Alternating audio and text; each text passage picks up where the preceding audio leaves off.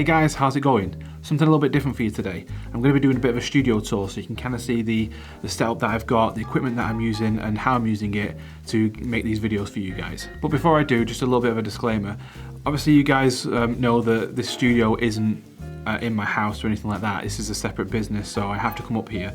However, I am being perfectly safe. I am the only person that drives in my car. I'm the only person that comes in here. I'm wiping everything down, so I'm completely away from everyone else, and it's just me on my own in here for hours on end, which is quite good actually. I'm quite enjoying myself. Hope you're all doing well out there. Now let's crack on with the video. So first off, we have this camera, which is a Canon 77D, and I know you guys can't see it, but you know, I'll do a bit of a pan shot, you know, all the nice bits of B-roll that you're going to get with this. This is with a 10-18 wide angle lens.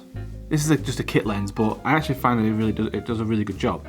So, and then on top we have the Rode Video Mic Pro. This is the setup that I've been using for a long time now. You guys have seen it plenty of times before, and the audio sounds really good. I've always really liked it. I've got it on auto at the moment, auto gain, so it's kind of doing the levels for me. I tend to find that brings up a lot of the background noise as opposed to it being manual, but for when you're in like a vlogging mode, having it on auto is far better than doing it manual, because then if you start talking really loudly or something like that, it can start peaking and it sounds horrible. So having it on auto, it's one more thing you don't have to think about. And then also, as you can see on this video here, this is a tripod. I forget what the make was. It was one that I bought really cheaply from Amazon. It was yeah, it wasn't much at all. It was essentially like a GorillaPod, but a lot cheaper, and it does the job. I've been using this for ages now, and it's just coming back for more. For the next bits, I'm just going to kind of move around the room so you can kind of see what's going on. Most of the stuff over in that corner is just kind of junk at the moment, little bits of stuff that I'm keeping out of the way. These big ass lights that I've got now, it's pretty damn big. These are Neewer lights, or Neewer, people pronounce them differently, but N-E-E-W-E-R.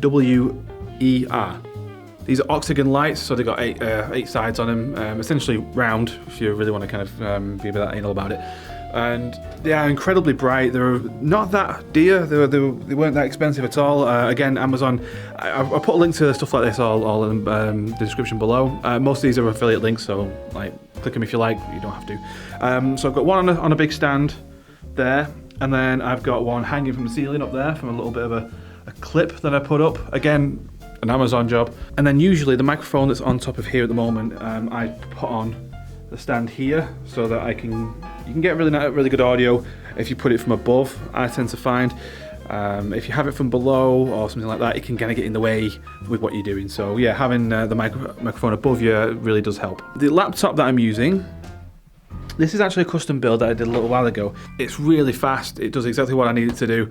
When I'm on my main computer and I want to play some music or anything like that, but then I'll suddenly launch something like Pro Tools, usually it plays fine. With this one, it's not at the moment. It stops YouTube or any other playback, you know, even from Spotify or anything like that. It just seems to want to stop that, which I thought was a bit strange. But I think it's just something to do with the audio hardware that's in there. But I'm pretty sure that the problem is going to resolve itself if I just hook it up to an interface. So it's got kind of separate or external audio hardware. I'm sure that'll fix it, so no problems. And then attached to that we have a Samsung portable SSD, the T5. I think this is a 1 terabyte one.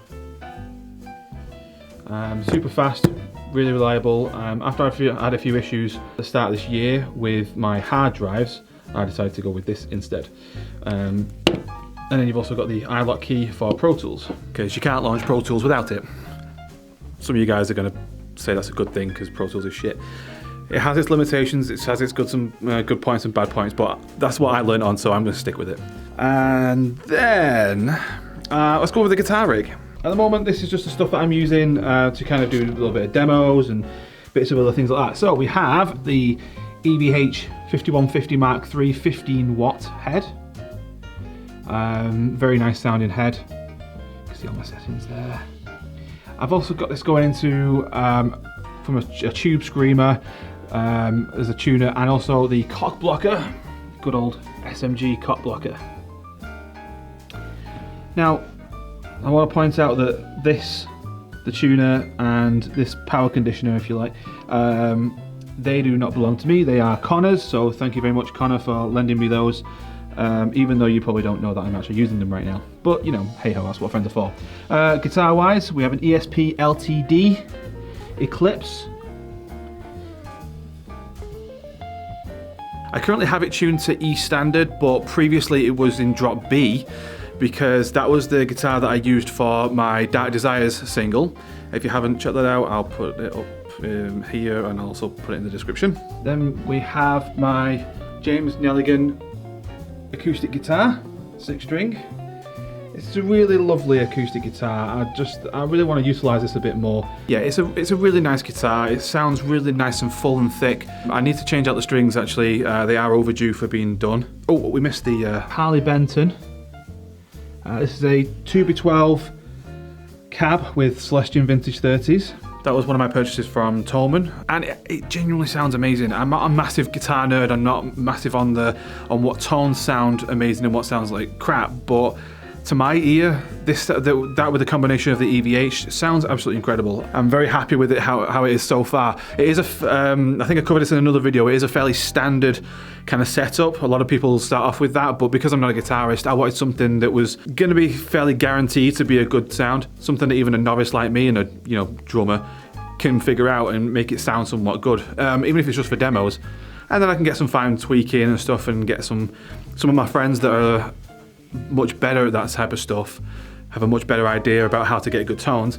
I can then get them in to help me sort it out, and any extra little bits of pedals or whatever to just fine tune it and get it sounding really, really nice. I actually recently put the casters on the Harley Benton.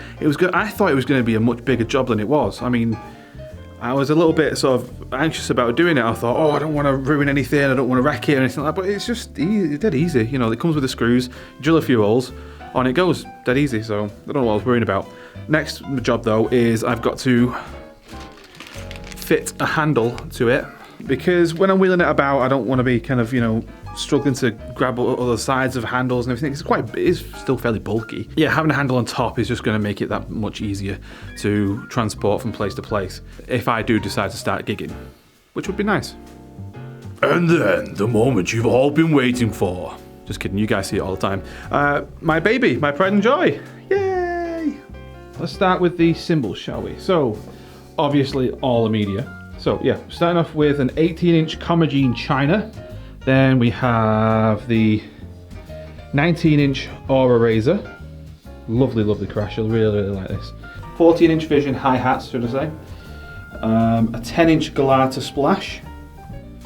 Then we have my first stack, which is a 10-inch China. I think these are classics. And underneath that is a 10-inch Splash. Then we've got the 6-inch Ping Bell. Very, very nice. The 8-inch Galata Splash. Old trusty. I think those two are definitely OGs. And then we've got the Crash.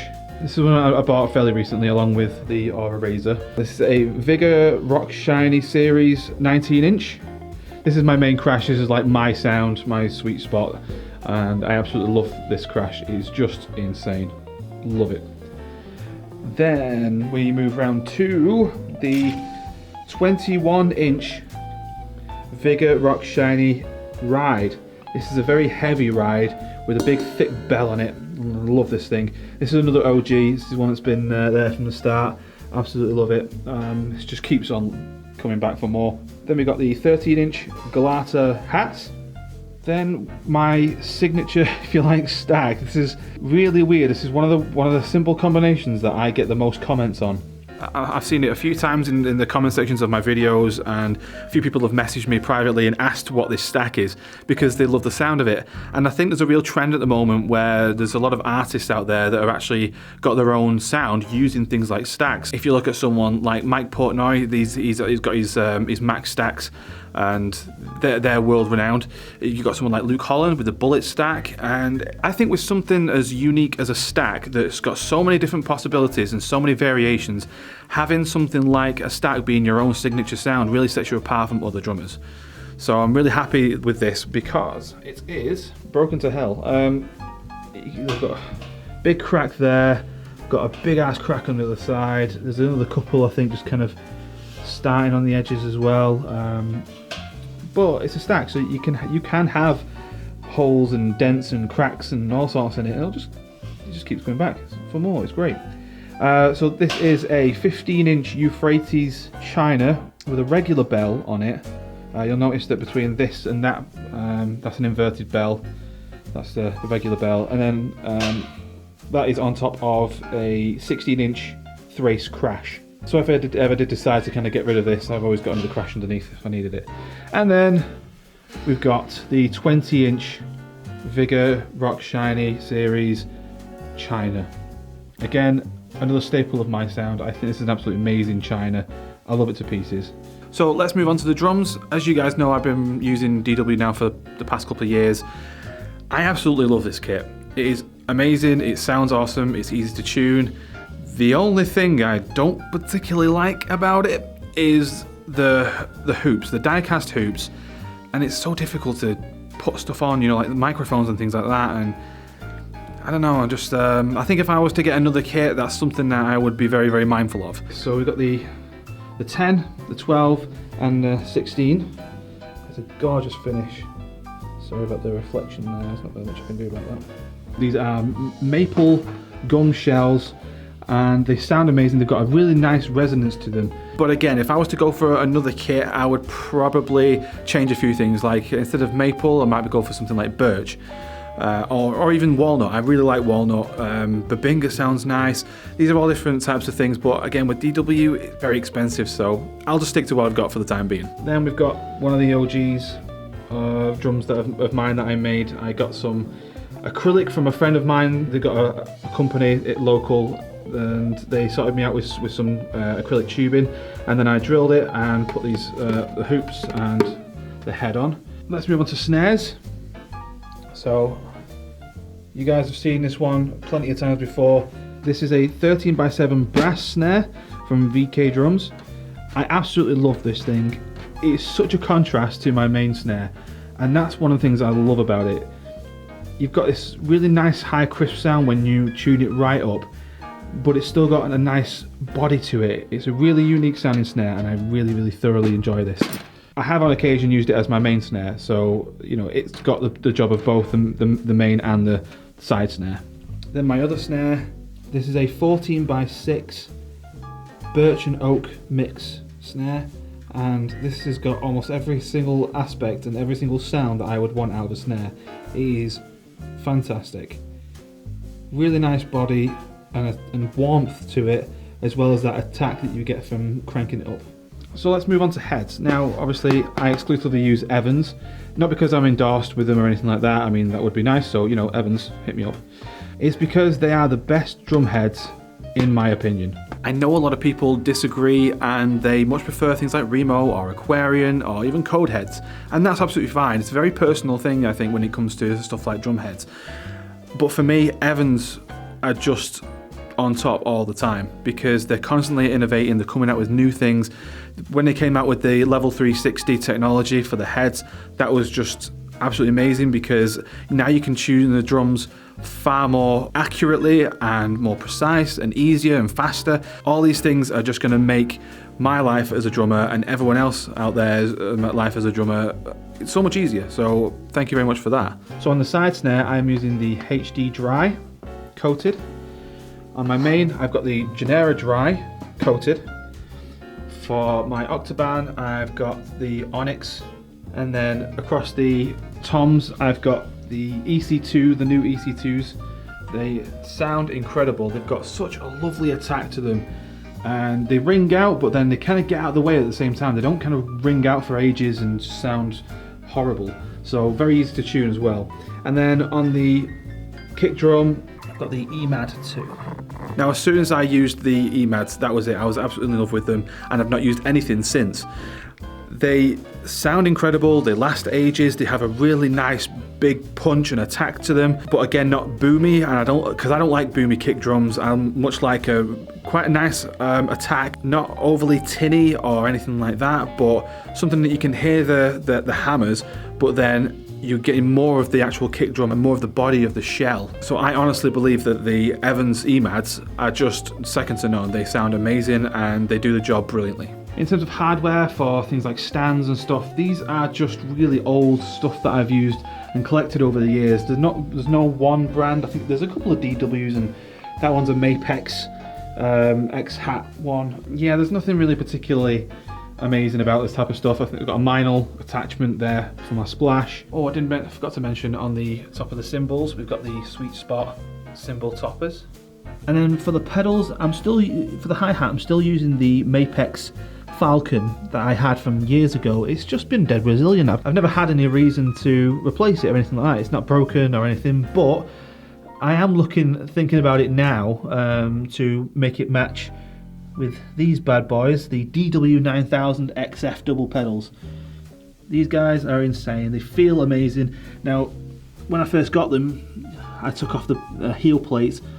I did a video on that, so I'll link that above. And then for the throne, this is a Rock and Sock motorcycle style seat. They're comfy. I can sit on this for hours and hours and hours, no problems whatsoever.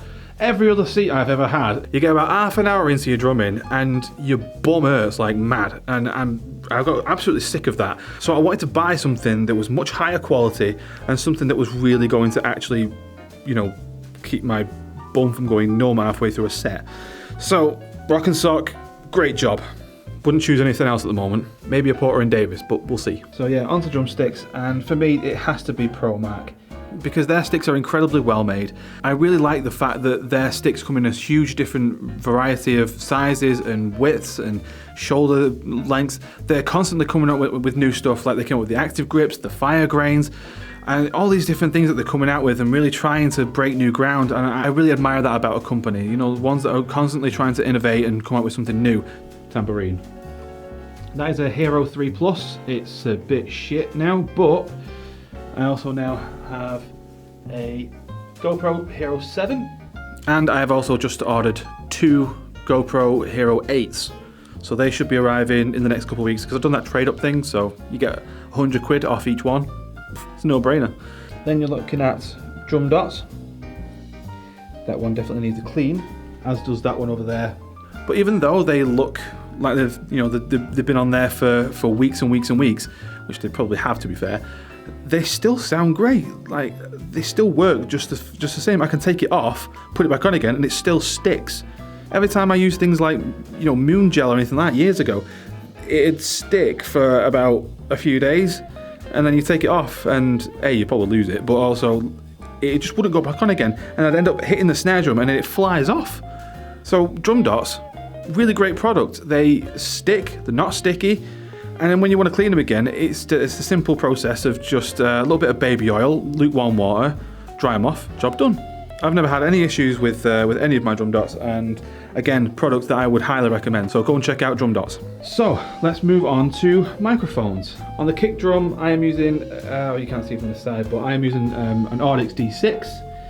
For the snare drum, I've got the Audix i5. On the top 2 toms, I've got the D2s.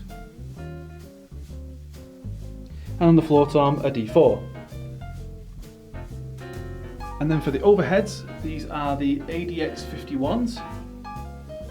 They sound absolutely incredible.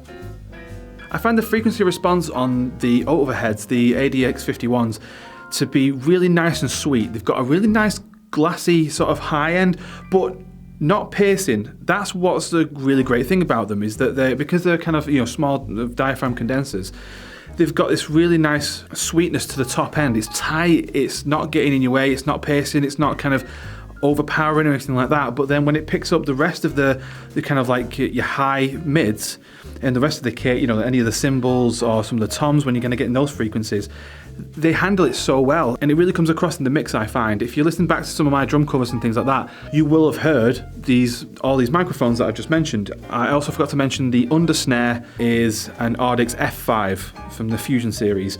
I don't have my side snare mic'd up just at the moment. I haven't got enough inputs in my interface.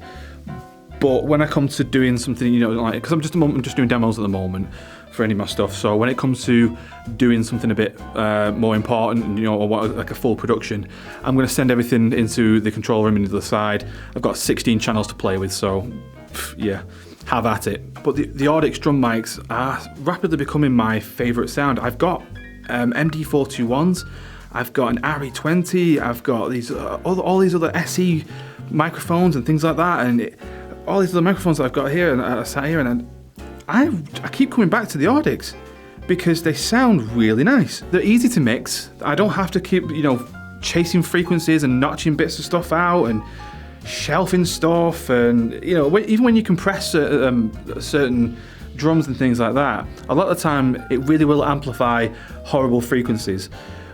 When it comes to the Audix, I find that that's minimal. That is very minimal. I don't need to go chasing frequencies, but I also don't need to do much of anything else. I just do a little bit of small EQs, a little bit of compression, whack everything together, set levels, you know, the usual type of stuff, and a bit of a chain compression, and I'm good to go. And then I get the sound that you guys keep hearing. I've seen the comments, you know, I get messages, I've seen the comments of people saying that they really like my drum sound. That's really one of the reasons why I'm really trying to figure out how to use things like OBS and stuff to show you guys exactly what it is that I'm doing to get those drum sounds, because I really want to show you guys. I'm a bit behind with the technology and stuff, so I really want to get that sorted for you guys as soon as I can. So please do bear with me. And then lastly, we come to the Behringer UMC 1820 Euphoria. This is an 8-channel interface that I connect to my laptop when I'm doing covers and things like that. It uses Midas preamps, and I think they sound great. I've never noticed any particular amounts of like buzzing or hiss or noise in the background. They're quite clean. It's not that expensive unit. I think I got it for like 150 quid. With the case as well, you know, it's a little bit more, but it keeps it safe. It's really useful for taking to gigs and things. If I wanted to use this as my monitoring system, I can just get a feed from the desk, plug it into that, and I can use the headphone out for my in-ear monitors. Also, don't want to forget the lowboy beaters. I've been using the Leather Daddy lowboy beaters now for probably going on about 3 years.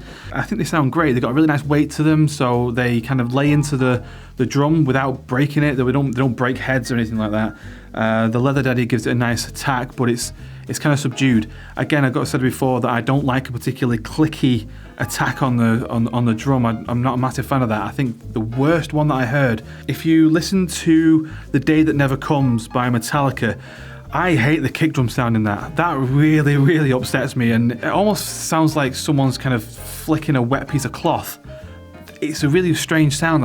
I really don't like it. It really doesn't sit well with me at all, that. So super clicky stuff, not a fan of, but when it's got a nice attack, it's clarity like cutting through, but then it's just a little bit warmer rather than it being all high-end.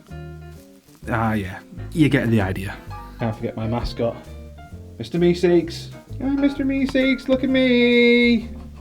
And that just about concludes the studio tour. I really hope you guys have enjoyed this, having a kind of behind the scenes look at what my setup is. If you have any questions about any of the gear that you see in this video, then please feel free to leave a comment or shoot me a DM. I really want to use this time that I'm up here to get some more videos done for you guys, to get ahead of myself and batch make a load of videos. So if you guys have any suggestions, leave them in the comment sections below. If there's actually anything that I've done previously that you want to hear in a little bit more detail, you want me to go over again, just let me know and I will get it done for you guys. Thank you very much for watching, and I will see you in the next one.